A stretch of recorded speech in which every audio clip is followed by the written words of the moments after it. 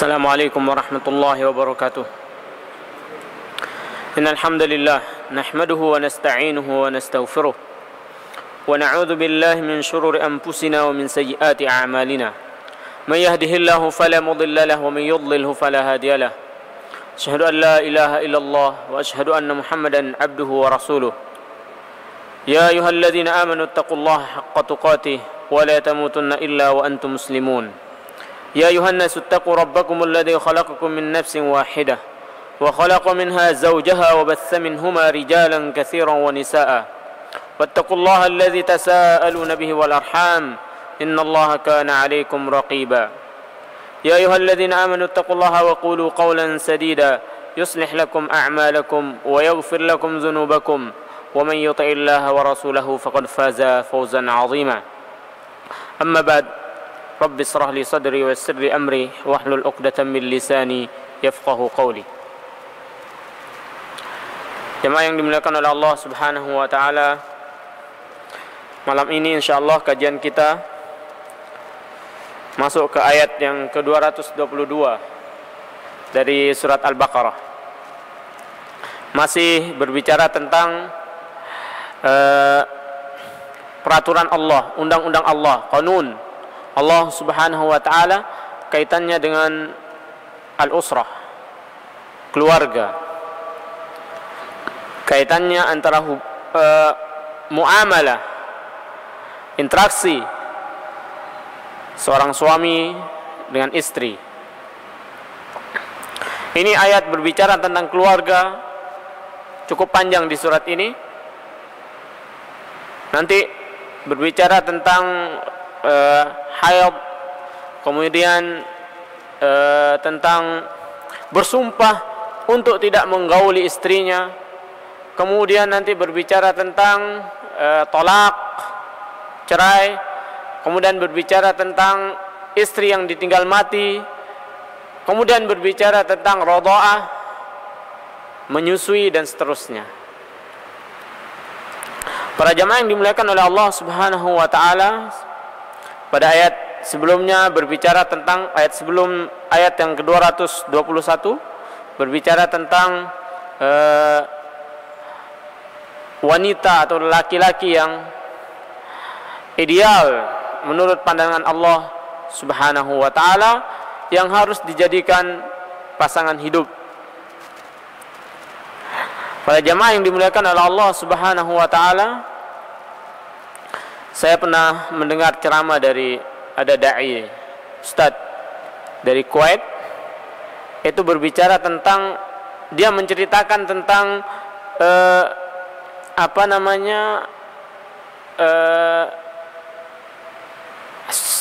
hadis Rasulullah sallallahu alaihi wasallam, bagaimana hadis ini bisa mempengaruhi dia hingga dia mengambil dakwah ini sebagai jalan hidupnya. Hadis yang berbicara tentang gambaran Rasulullah sallallahu alaihi wasallam tentang fase, marahil yang akan dilalui oleh umat ini. Rasulullah sallallahu alaihi wasallam dalam hadis sahihnya menjelaskan tentang bahwa umat ini akan melalui fase yang namanya fase nubuwah, marhalah nubuwah, marhalah kenabian, era Rasulullah sallallahu alaihi wasallam.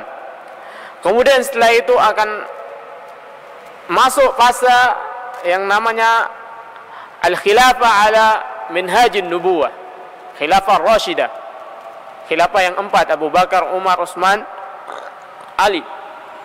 Kemudian Allah Subhanahu wa taala mencabut ini dan mengganti dengan mulkan 'addad. Ini adalah raja-raja yang menggigit. Ini gambaran Rasulullah sallallahu alaihi wasallam yang kebenarannya 100% tentunya, karena beliau berbicara bukan berdasarkan hawa nafsunya. Mulkan 'addan, jadi raja-raja yang menggigit. Kemudian Allah mengangkat fase ini, dan fase ini menurut para ulama sudah kita lalui, sudah dilalui oleh umat ini. Kemudian setelah fase ini mulkan 'addan, ada namanya fase mulkan jabbarin, raja-raja yang diktator, penguasa-penguasa yang diktator. para ulama menjelaskan bahwasanya kita pada masa ini berada dalam fase mulkan jabbarin, fase yang keempat, fase an-nubuwah, kemudian al-khilafah ala minhajin nubuwah, kemudian mulkan 'adban, raja-raja menggigit, kemudian mulkan jabbarin, raja-raja yang diktator. Kita sekarang berada dalam fase yang keempat ini. Kemudian nantinya yang kelima akan datang yang namanya fase ala al-khilafah ala minhajin nubuwah. Kembali lagi dengan turunnya Mahdi dan Isa alaihissalam. Kemudian Thariq Suwaidan ini menjelaskan, saya sangat terpengaruh dengan hadis ini. Apakah saya sebagai muslim akan berdiam berpangku tangan untuk menunggu kedatangan Imam Al-Mahdi dan Isa alaihissalam, atau saya ikut terjun untuk melahirkan generasi atau membuat jauh lingkungan atau bi'ah atau suasana yang mempersiapkan lahirnya Imam Al-Mahdi. Karena seperti kita ketahui bahwasanya kalau kita mempelajari sejarah kemenangan Salahuddin Al-Ayyubi, kemudian siapa namanya, Muhammad Al-Fatih dan lain sebagainya, tokoh-tokoh itu tidak lahir begitu saja. Itu ada lingkungan yang membentuknya, fasenya lama, persiapan, butuh idad. Tidak tiba-tiba lahir begitu, tidak, butuh proses. Kaitannya dengan itu, ayat ini berbicara dengan nizam al-usrah fil Islam, aturan bagaimana kita berkeluarga dalam Islam, yang nanti di sini dijelaskan apa tujuan seseorang melakukan hubungan suami istri. Ada tujuannya untuk melahirkan generasi. Yang generasi inilah yang nantinya akan menjadi bertugas untuk melakukan i'la'i kalimatillah fil ard, sebagai khilafatullah fil ard. Jadi butuh bi'ah, lingkungan, jauh, suasana untuk melahirkan pemimpin-pemimpin yang tangguh. Makanya Islam mengajarkan tadi ayat yang sebelumnya memilih istri dan suami berdasarkan kriteria agamanya, bukan berdasarkan pangkat, jabatan, harta dan kecantikannya. Said Qutb mengatakan dalam tafsirnya, kenapa marhalah tufulah itu, masa kanak-kanak itu panjang manusia ya. Kalau kita lihat kambing baru lahir itu sudah langsung bisa jalan, bisa ditinggal sama ibunya. Atau lihat jerapah itu lahir, atau kijang lahir langsung bisa lari. Kenapa manusia ini lama prosesnya? Karena ini fase ini tufulah, anak-anak ini fase yang sangat penting, pembinaan untuk mempersiapkan dia ini, anak ini menjadi pemimpin, menjadi manusia yang berkualitas. Tentunya untuk melahirkan ini butuh memilih pasangan yang bagus.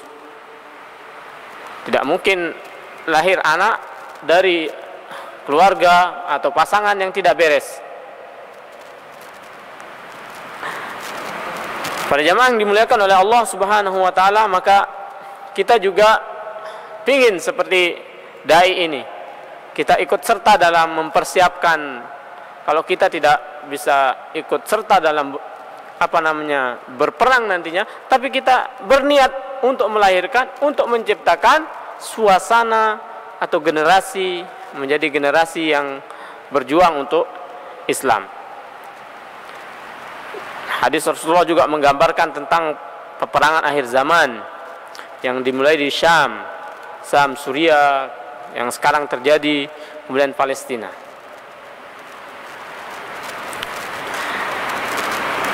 Para jamaah yang dimuliakan oleh Allah Subhanahu wa taala, maka kaitannya dengan itu ayat ini, semoga ayat ini bisa menjadi panduan kita untuk kita ikut serta dalam melahirkan generasi pejuang yang akan memperjuangkan Islam, generasi yang berkualitas yang akan membela agama ini.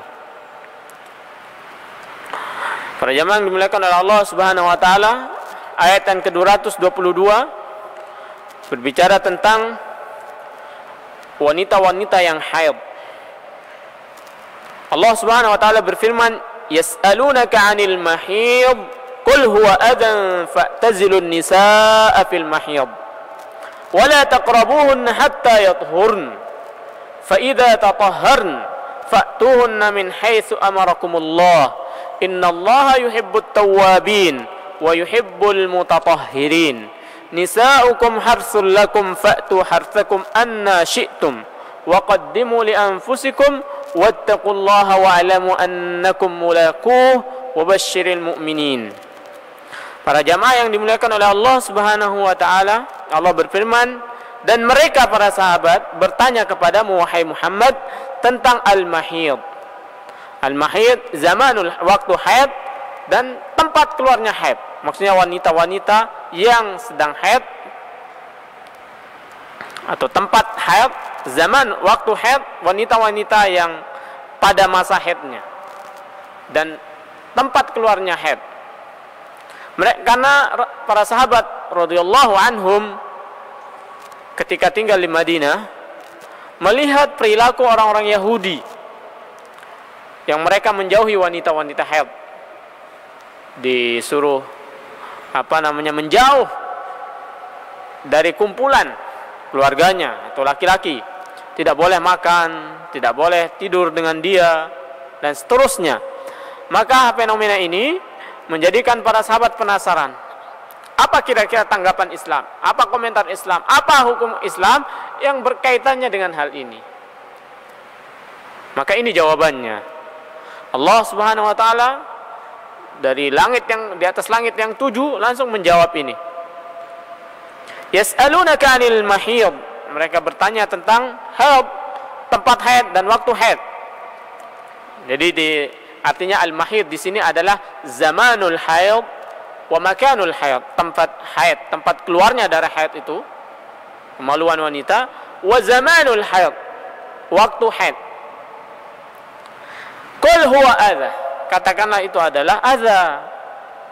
Katakan Muhammad bahwasanya itu tempat itu adalah adha, darar. Kalau Anda melakukan hubungan di tempat itu dan pada waktu haid, maka itu akan menyebabkan mudarat, adha. Fa'tazilun nisaa fil mahid, maka jauhilah wanita itu pada saat dia haid. I'tizal, jauhi, ibtiad. Ibtiad di sini ada 3 penafsiran. Ada yang mengatakan kita menjauhi, jauh di sini kinayah. Menjauh bukan berarti kita jauh, tidak boleh mendekat. Bukan itu yang dimaksud. I'tizal di sini menjauh, tidak boleh menggauli istri-istri. Di sini ada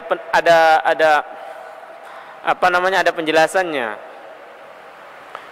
Tidak boleh menjauhi istri, tidak boleh menggauli istri.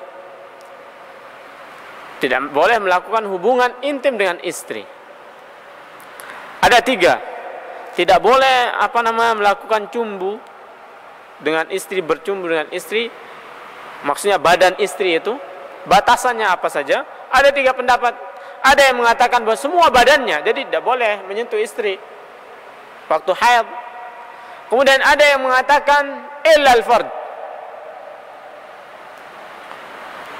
Ada yang mengatakan maudhi'ul adza. Maudhi'ul adza ya itu kemaluannya perempuan, al-fard.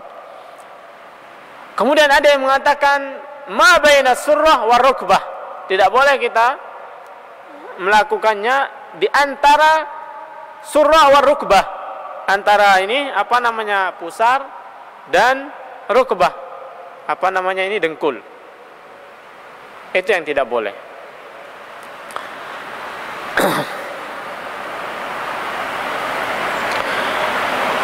Kemudian yang kaitannya jami'ul badan ini adalah pendapat yang semua badan itu pendapat yang dhaif.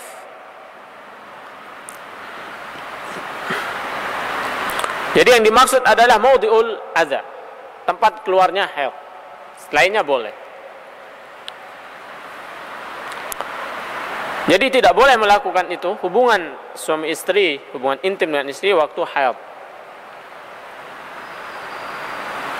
Fa'tazilun nisaa fil mahid wa la taqrabuhunna hatta yathurn. Janganlah engkau dekati mereka ini, wanita-wanita ini, hingga mereka ini suci. Kembali lagi Allah Subhanahu wa taala menjelaskan di sini dengan kata-kata kinayah, sindiran, tidak langsung dengan kata-kata yang vulgar. Janganlah engkau dekati, maksudnya janganlah engkau menggauli istrimu hingga mereka itu suci. Suci habis masa haidnya, kemudian mereka mandi, baru boleh kalian menggauli istri-istri kalian. Fa idza tatahharn, jika maka apabila perempuan-perempuan istri-istrimu sudah suci, fa'tuhunna min haitsu amarakumullah, maka datangilah, gaulilah istrimu, istri-istri kalian, min haitsu amarakumullah, dari jalan yang Allah perintahkan. Apa itu? Ya, min haitsu yakhrujud dam, dari mana dam itu keluar, dari mana darah itu keluar, bukan dari yang lainnya, ya, bukan dari duburnya. Innallaha yuhibbut tawwabin wa yuhibbul mutatahhirin. Sesungguhnya Allah menyukai orang-orang yang bertaubat dan menyukai orang-orang yang bersuci. Para jemaah yang dimuliakan oleh Allah Subhanahu wa taala, bahwasanya ayat ini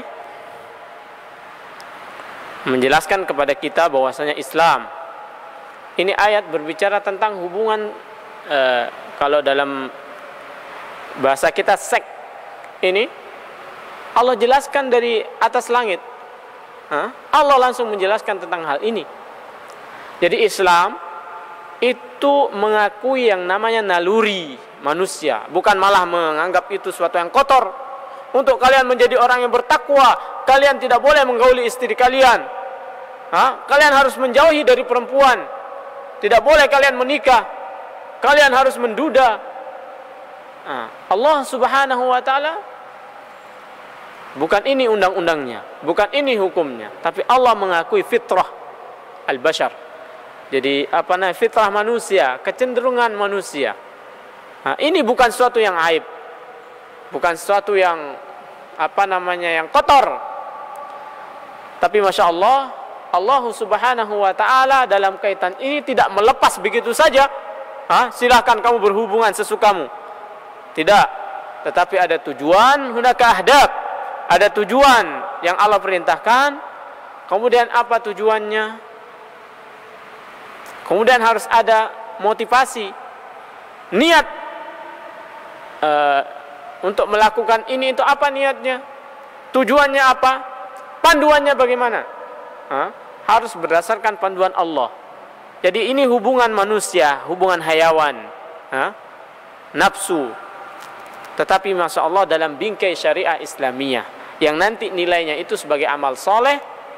Dan amal soleh ini yang menjadikan kita, bekal kita menghadap Allah Subhanahu wa ta'ala. Ini bukan Allah lepas begitu saja, tapi hubungan ini harus dalam bingkai undang-undang Allah Subhanahu wa ta'ala dan peraturan Allah Subhanahu wa ta'ala, bukan dilepas bebas saja begitu, tidak.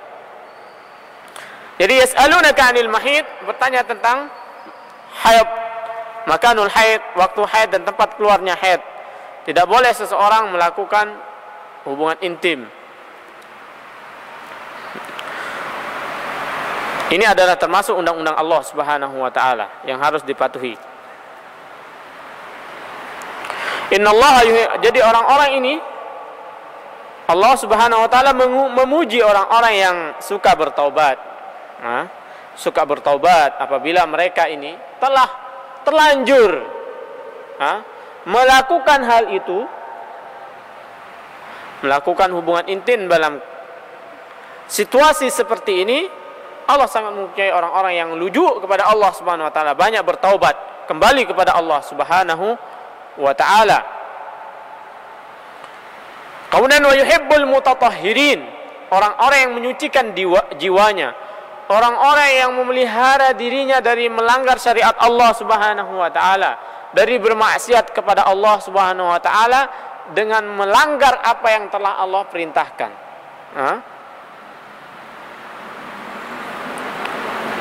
Jadi ini adalah salah satu aturan Allah Subhanahu wa taala dalam kaitannya tentang hubungan seorang laki-laki dengan seorang perempuan yang perempuannya dalam keadaan haid. Ini aturan Allah Subhanahu wa taala. Kemudian pada ayat berikutnya Allah menjelaskan, menggambarkan dengan gambaran yang sangat indah apa tujuan manusia. Jadi ada di sini namanya dalam ayat ini kita melihat kecenderungan atau naluri insani. Naluri kita, jasadiah kita butuh untuk melakukan hubungan seperti ini, hubungan suami istri. Kemudian Allah Subhanahu wa taala menjelaskan di sini manusia itu dalam melakukan hubungan itu punya tujuan untuk meneruskan, ingin mendapatkan keturunan yang nanti dia menjadi generasi penerusnya. Itu idaman seseorang ketika menikah, ingin mendapatkan keturunan, meneruskan keluarganya. Kemudian Allah Subhanahu wa taala ini tidak lepas begitu saja. Allah jelaskan ini jangan sampai keluar cukup sampai di situ, tapi harus lillahi taala. Diniatkan ibadah kepada Allah Subhanahu wa taala dengan mengikuti syariatnya. Jadi Allah Subhanahu wa taala dalam ayat yang ke-223 menjelaskan tujuan. Dalam ayat yang lain, wabtagu ma kataballahu lakum. Anda ketika melakukan hubungan dengan istri Anda, maka harus Anda wabtagu ma kataballahu lakum, mengharaplah apa yang telah Allah tetapkan, yaitu apa? Keturunan. Jadi tidak hanya mujarrad sekadar menghilangkan syahwat hayawaniyah saja, bukan, tapi wabtagu ma kataballahu lakum dalam surah Al-Baqarah ayat sebelumnya. Jadi mintalah, berharaplah untuk Allah berikan kepada kalian dzurriyyah, keturunan. Tidak hanya sekedar melampiaskan hawa nafsu. Kemudian dalam ayat ini Allah dengan menggambarkan dengan gambaran yang sangat indah. Nisa'ukum harthul lakum fa'tu harthakum anna syi'tum.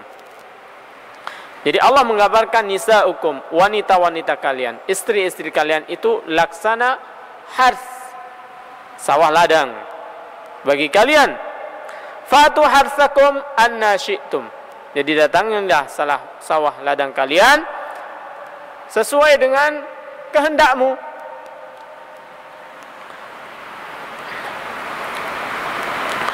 Nisa, wanita-wanita kalian adalah sawah ladang bagi kalian.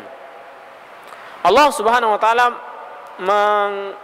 mengumpamakan, memberikan analogi bahwasanya perempuan itu adalah laksana sawah ladang. Sawah, ya sawah. Sawah ya tempat kita bercocok tanam. Bibitnya dari mana? Ya, dari laki-laki, sperma itu, nutfah.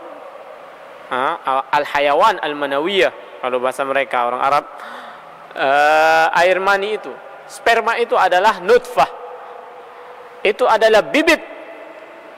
Bibit itu ditaruh di mana? Di ladangnya, jangan ditaruh di bukan tempatnya. Dubur, bukan. Makanya anna syi'tum di sini adalah di mana sesuai dengan kehendakmu, yaitu di tempat kita bercocok tanam, bukan pada tempat yang yang bukan tempat untuk bercocok tanam. Jadi hars di sini tempat bercocok tanam itu adalah tempat keluarnya darah itu, tempat keluarnya darah haid. Jadi jangan dianggap umum begitu saja di anna syi'tum sesuai dengan kehendakmu nanti bebas begitu saja, tidak. Anna syi'tum ya melalui anna syi'tum sesuai dengan kehendakmu selama itu melalui tempat keluarnya darah itu. Makan yakhruj fihi ad-dam. Jadi Allah Subhanahu wa taala mengumpamakan wanita ini sebagai sawah ladang, tempat untuk bercocok tanam. Yang benihnya adalah laki-laki, nutfah min dari suami. Kemudian nanti dengan harapan tadi lahirnya generasi yang baik, tentunya tumbuhnya generasi. Tentunya orang yang bercocok tanam berharap akan tumbuh tanaman yang akan mengeluarkan buah hasil yang bermanfaat baginya. Maka nanti lahirlah anak-anak yang soleh. Yang ini nanti dalam ayat selanjutnya, dalam terusan ayat ini, sebagai amal soleh. Karena anak itu adalah termasuk kita mendidik anak, kemudian anak itu menjadi anak yang soleh, itu akan bermanfaat bagi kita kelak ketika kita berjumpa dengan Allah Subhanahu wa ta'ala. Jadi perempuan-perempuan itu adalah sawah ladang kalian. Jadi kalau kalian ingin hasil yang baik, maka carilah sawah yang subur, yang baik.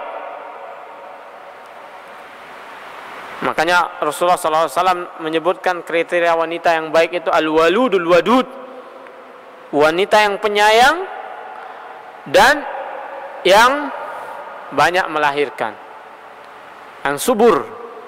Al-wadud, penyayang. Al-walud, dalam hadis yang lain, fadfar bidzatid din, kita disuruh memilih wanita-wanita yang beragama. Karena kita ingin memanen buah yang baik, hasil yang baik, maka sawahnya, ladangnya juga harus baik. Tidak mungkin kita mendapatkan hasil yang baik, sawahnya buruk, pengairannya, atau sawah yang tidak subur, kering, airnya jarang, ya tidak bisa akan melahirkan tumbuhan yang baik. Mati tumbuhannya, tidak bisa tumbuh. Jadi harus memilih itu. Ini untuk mempersiapkan generasi Islam yang kuat, yang kokoh, yang akan memperjuangkan Islam, yang akan menjadi pembela Allah Subhanahu wa ta'ala dan syariat Allah di muka bumi. Fa'tu harthakum anna syi'tum. Kemudian wa qaddimu li anfusikum. Jadi qaddimu li anfusikum, berbuatlah amal soleh untuk diri kalian.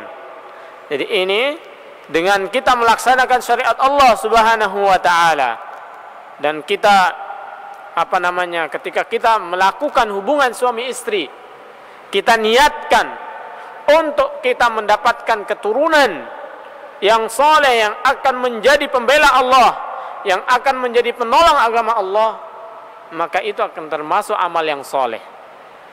Itu bentuk persiapan kita, amal soleh yang kita persiapkan di dunia ini untuk kita bawa ke akhirat kelak. Kemudian Allah Subhanahu wa ta'ala mengatakan wattaqullah wa'lamu annakum mulaquh. Bertakwalah kepada Allah. Allah di sini mengingatkan kepada kita, mengingatkan bahwasanya kita akan bertemu dengan Allah, akan dibangkitkan oleh Allah Subhanahu wa ta'ala.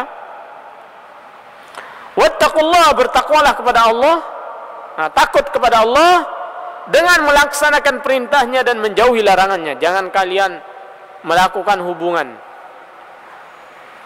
suami istri di waktu istri kalian sedang haid. Kemudian lakukanlah itu setelah istrimu suci. Kemudian niatkanlah itu untuk mendapatkan keturunan yang baik, yang akan menjadi pembela-pembela agama Allah Subhanahu wa ta'ala dan syariat Allah di muka bumi ini. Kemudian wa'lamu, ketahuilah. Ini ancaman ini, supaya kita tidak melanggar kepada Allah Subhanahu wa ta'ala, terhadap perintah Allah Subhanahu wa ta'ala.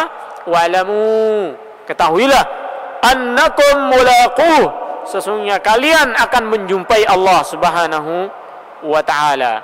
Wabashshiril mu'minin, dan berikanlah kabar gembira kepada orang-orang yang beriman.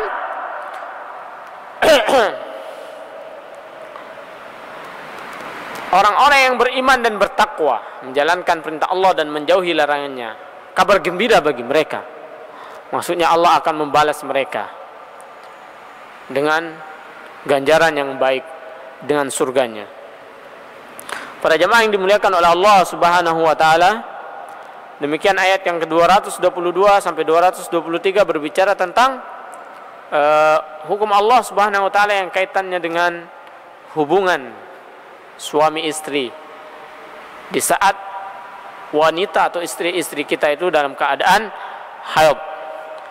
Allah Subhanahu wa taala menggambarkan hubungan suami istri itu dengan, ada yang Allah gambarkan hunna libasul lakum wa antum libasul lahun.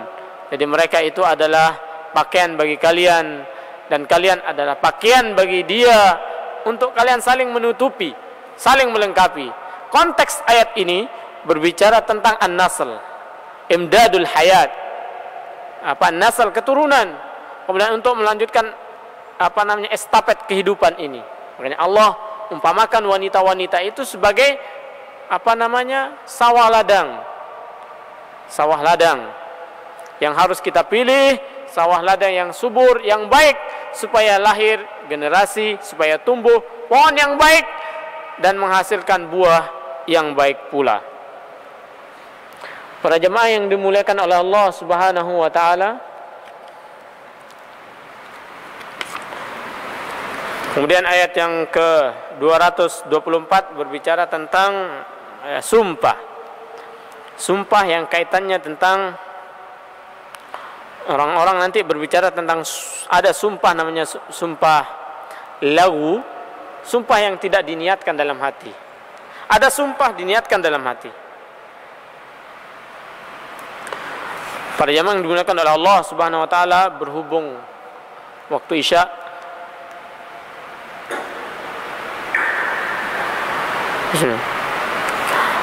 tinggal 5 menit lagi katanya.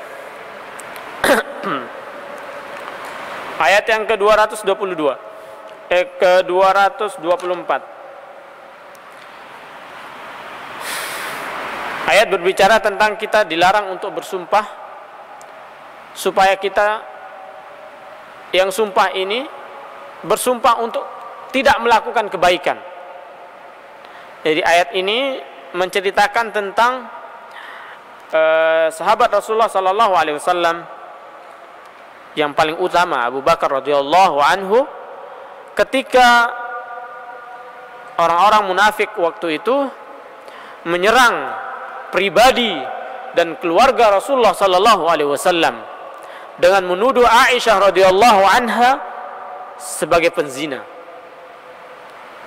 Jadi dalam suatu balik Rasulullah sallallahu alaihi wasallam kembali dalam suatu peperangan, kemudian waktu itu Aisyah qada hajat, balik, kemudian dia ingat kalungnya hilang, perhiasannya, kemudian dia balik ke tempat dia qada hajat untuk mengambil kalungnya, balik lagi, orang-orang kafilah sudah